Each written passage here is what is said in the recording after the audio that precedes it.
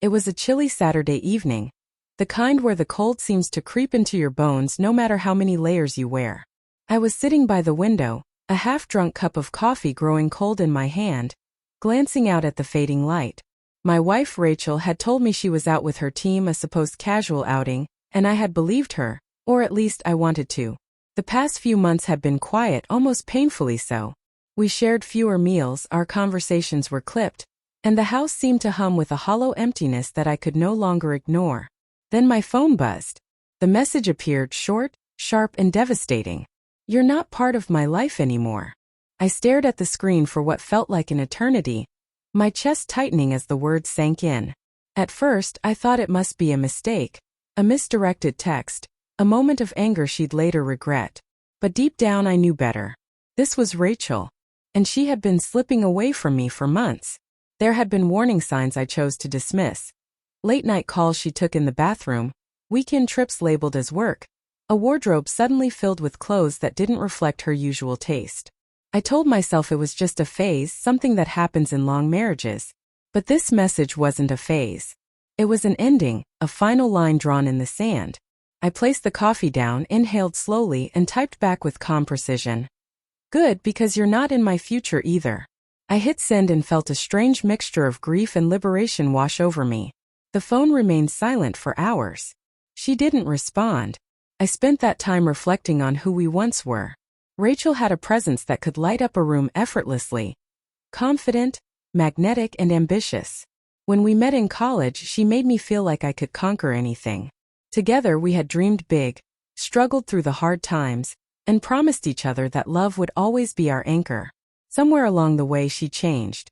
The woman who once valued love over material success began measuring her worth by gifts, status, and admiration from others. My suspicions were confirmed days before that text. I saw a story from her work social event, a rooftop dinner, romantic lighting, champagne in hand, and there she was, smiling at a coworker in a way that used to be reserved for me. I could have confronted her then, demanded explanations, but I wanted her to reveal herself naturally. And she had, in that single message. When Rachel returned home that night, she acted as if nothing had happened. "You're still awake?" she asked casually, tossing her purse on the counter. I looked at her evenly, unflinching. "You sent me an interesting message tonight." Her confident mask flickered, a brief shadow of guilt crossing her face, before she quickly reshaped it into nonchalance. "I just meant we're growing apart, Mark. You've been too serious lately. I need space." I nodded slowly, letting my voice be steady and measured. "You'll have all the space you want permanently." Her brows knit together in confusion. "What do you mean?" she asked. I stood and retrieved an envelope from the drawer. Inside were the divorce papers I had signed weeks ago, anticipating this moment. "I've been ready for this for some time," I said quietly. "I was just waiting for you to admit it first."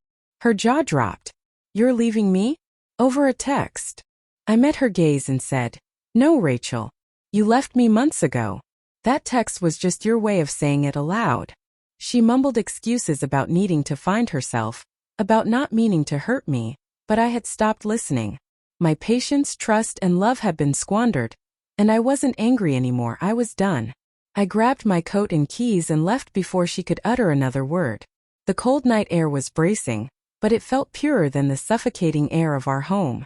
The next morning, sunlight poured into my hotel room, and my phone was flooded with missed calls and messages. Apologies, pleas, confusion, desperate attempts to reach me. I could almost laugh at the irony. She had spent months making me feel invisible, and now that I was gone, she suddenly saw me again. But I didn't respond. Over the following weeks, she tried every possible way to get my attention. Visiting my workplace, sending long emails filled with emotion, even reaching out to my family. I ignored all of it. The truth is, sometimes people only realize the value of what they had once it's gone. I wasn't about to allow guilt or regret to rewrite the past. I had already wasted too much time waiting for a love that had quietly vanished.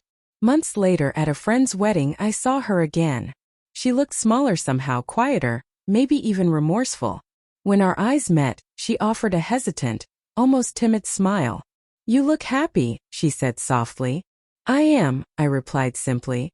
She searched for words, perhaps hoping for closure, Perhaps forgiveness, but I had moved beyond both. I wished her well and walked away. That night, standing by the window of my new apartment, the city lights flickering below, I understood something profound.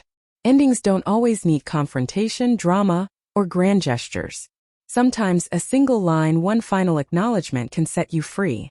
Her message, "You're not part of my life anymore," meant to hurt me, instead delivered peace. And when I replied, "Good, because you're not in my future either," I meant every word. It was over and I had reclaimed my life.